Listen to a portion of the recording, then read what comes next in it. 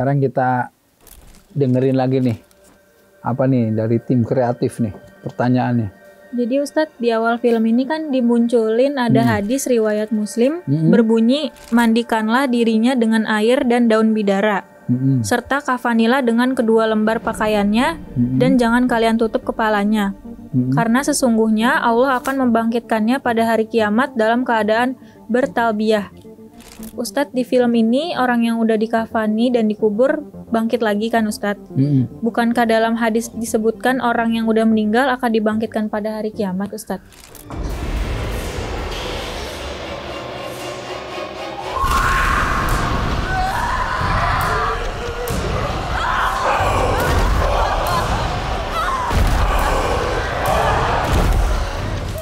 Iya, nah ini nih, ini kadang-kadang orang hadis ditambahin gitu ya. Ini nih begini nih, saya mau luruskan dulu. Pertama adalah kalau orang sudah masuk ke alam barzah atau dikuburkan ya. Barzah itu satu alam yang memisahkan dunia dan akhirat. Ya. Walau alam bisawab, apakah ada di dalam tanah apa di mana, itu pokoknya disebutnya alam barzah.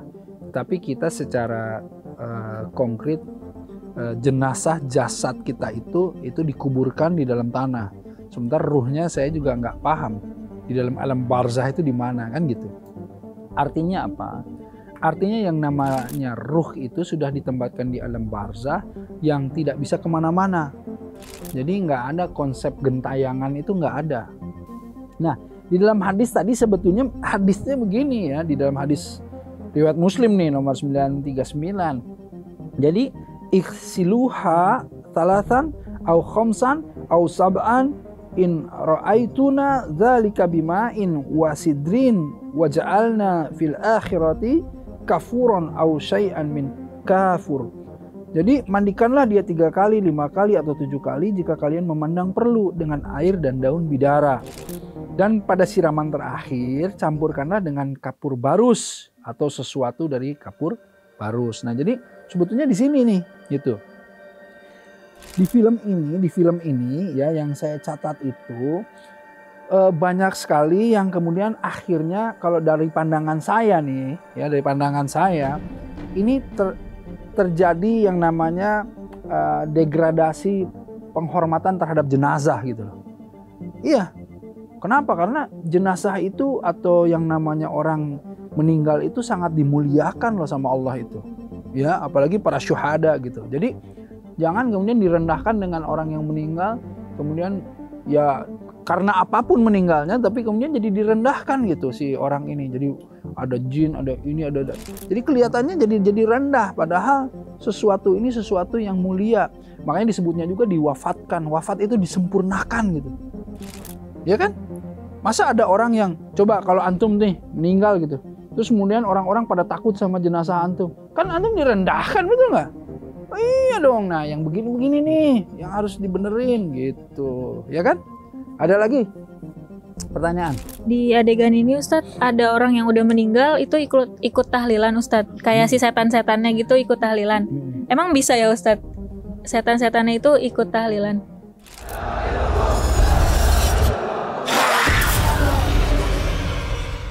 Bisanya hanya di film gitu loh.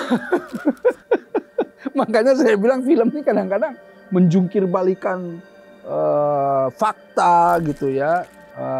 Yang benar jadi salah, yang salah jadi benar. Ya itulah ya, makanya para pembuat film hati-hati jangan sampai kalian itu menyesatkan pikiran, menyesatkan kebenaran. Karena yang namanya amal itu bisa jadi amal jariah, yang namanya dosa juga bisa jadi dosa jariah tuh. Naudzubillah min dzalik tuh. Ya. Nah, jadi kalau amal jariah kan memberikan manfaat yang terus-menerus, yang orang-orang melakukannya, memahaminya, meyakininya, kita dapat pahala. Kalau dosa jariah sama aja tuh. Jadi orang-orang sesat karena kita kan naudzubillah min dzalik tuh. Jadi nggak ada lah yang namanya setan ikut tahlilan. Mana bisa mereka terus kemudian la ilaha illallah, la ilaha illallah. Enggak gitu ya. Yang bisa ikut tahlilan itu di luar manusia itu adalah apa? Jin Islam gitu loh.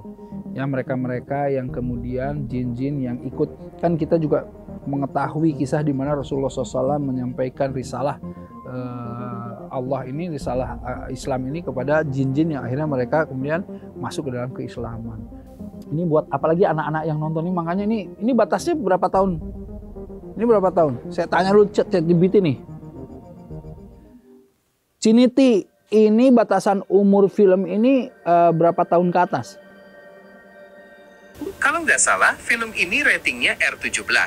Jadi, buat kamu yang usianya di bawah 17 tahun, harus banget nontonnya sama orang tua atau orang dewasa. Nggak boleh nonton dong, masa nonton sama orang tua? Nggak boleh. Jadi gini, anak-anak atau umur 17 juga, atau yang di atas 17 juga belum tentu paham bahwa ini tuh nggak benar gitu loh.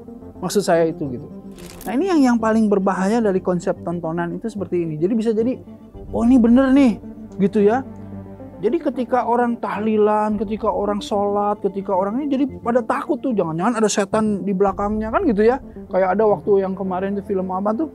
Orang lagi sholat, makmumnya setan. Wow gitu, nggak bisa gitu loh.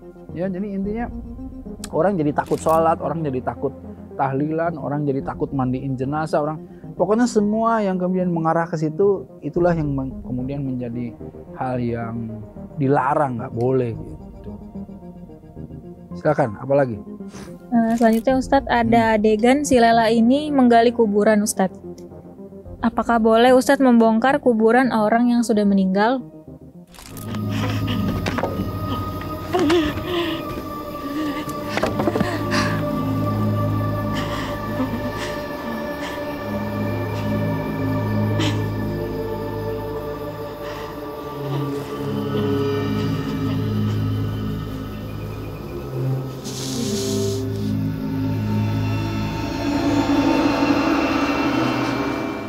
Aduh, Lela.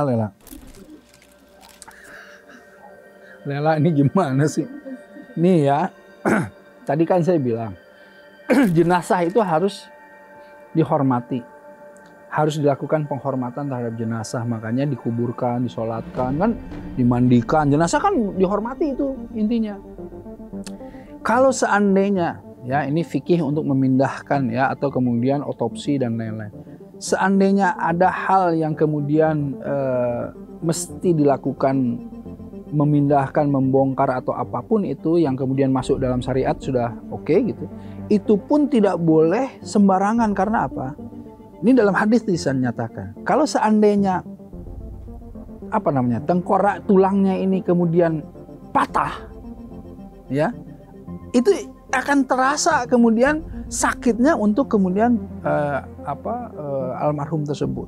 Makanya nggak boleh tuh, harus hati-hati, harus diperlakukan dengan benar dan lain-lain. Itu ilustrasi atau maknanya itu bahwa nggak bolehlah yang namanya jenazah itu diperlakukan sembarangan, harus dihormati, gitu, ya dihormati. Ada lagi? Nah selanjutnya Ustadz, di sini ada adegan Ibu Siti membakar baju orang yang sudah dimandikan, khususnya orang yang udah meninggal dengan tidak wajar Ustadz. Itu diharuskan gak sih Ustadz? Ibu Ida kenapa Bu?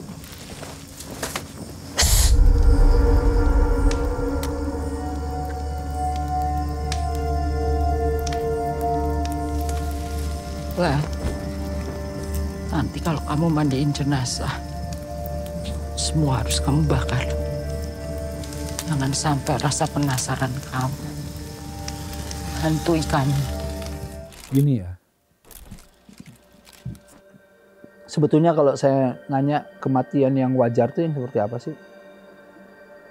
Nah, ini pertanyaan filosofis. Coba, yang wajar seperti apa? Pengennya yang wajar hari Jumat, lagi kemudian mau tidur malam, bismika Allahumma ahya wa bismika amut, ya kemudian la ilaha illallah Muhammadur Rasulullah, meninggal gitu ya, itu wajar gitu ya. Bagaimana dengan kematian musibah? Bagaimana dengan tsunami? Bagaimana dengan gempa bumi? Apa itu disebut wajar? Bagaimana dengan kanker misalnya? Bagaimana? Kan banyak kematian itu sebetulnya banyak cara orang kemudian masuk ke dalam sakaratul maut sesuai dengan takdir, ya bagaimana dia menjemput mautnya. Tetapi yang namanya cara-caranya itu boleh jadi menggugurkan dosa-dosanya gitu. Nah, tetapi kalau tadi batas kewajarannya gaib dan lain-lain kan walau alam bisawab gitu. Apakah dia mati karena santet? Siapa bilang? Santet apa? Apa buktinya gitu? Kalau tiba-tiba, oh ini saya menemukan di badannya menemukan ini dan lain-lain, ini harus ada apa namanya? Harus ada pembuktian yang lebih gitu. Dan kalau yang tadi dibakar peninggalan jenazah itu biasanya kalau yang meninggalnya karena penyakit. Karena penyakit bajunya bisa jadi menimbulkan apa namanya, bisa menyebarkan penyakit, yaitu mesti dibakar. Jadi kalau dulu pernah ngelihat yang sakit AIDS atau sakit apa tuh ya? Nah, COVID kan itu kan kemudian semuanya diiniin supaya jangan sampai menyebarkan gitu. Jadi ada alasan logisnya, ada dalilnya, ada logikanya dan lain-lain. Itu ya. Ada lagi? Ustadz, melihat dari kisah si Lela yang harus menghadapi kematian ibunya yang tidak wajar akibat santet nih Ustadz.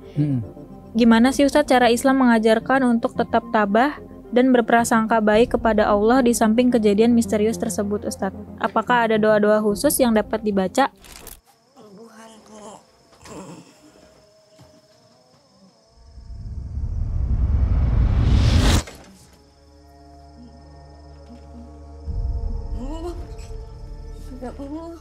Gini ya, pertama Lela dan Lela-Lela yang lainnya, kalau ada ya na'udzubillah min dzalik, tapi gini, selalu berhusnuzon kepada Allah itu ya dengan cara apa? Dengan cara wasta'inu bisobri wasollah.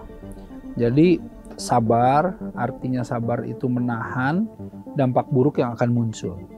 Karenanya perlu tabayun, perlu klarifikasi, ya, perlu berbagai hal agar supaya tidak selalu menjadikan apa namanya kejadian ini sesuatu yang kemudian kita tidak bisa menerimanya, tidak ikhlas menerimanya gitu.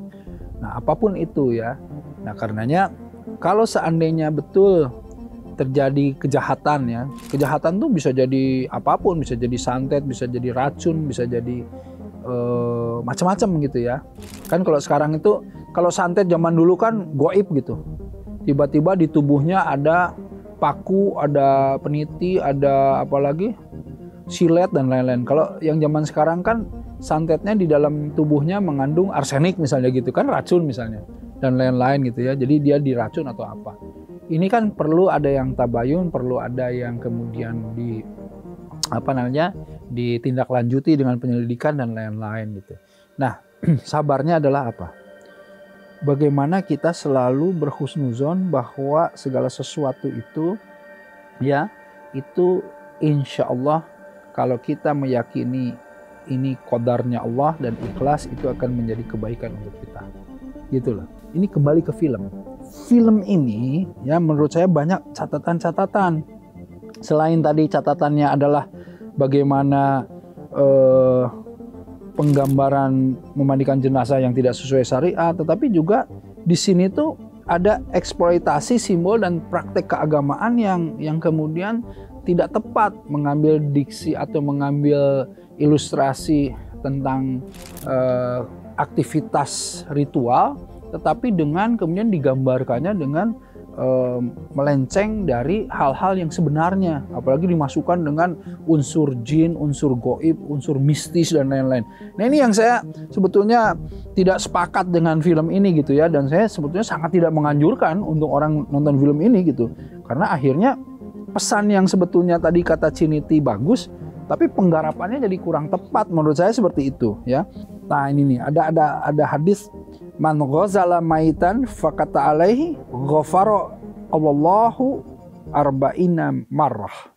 Barang siapa yang memandikan jenazah lalu menutupi aibnya, Allah akan mengampuni sebanyak 40 kali bagi dia. Nah, itu tadi salah satu pertanyaan yang boleh nggak ceritain tentang si jenazah ini ketika dimandiin. Jangan tutupin, mandiin yang baik dan lain-lain, hormati dia, perlakuan dengan baik, insya Allah Allah akan mengampuni dia. Nah, saya ingin melihat film dengan judul yang sama, tetapi arahkan kepada bagaimana kita menghormati jenazah. Itu baru film. Udah.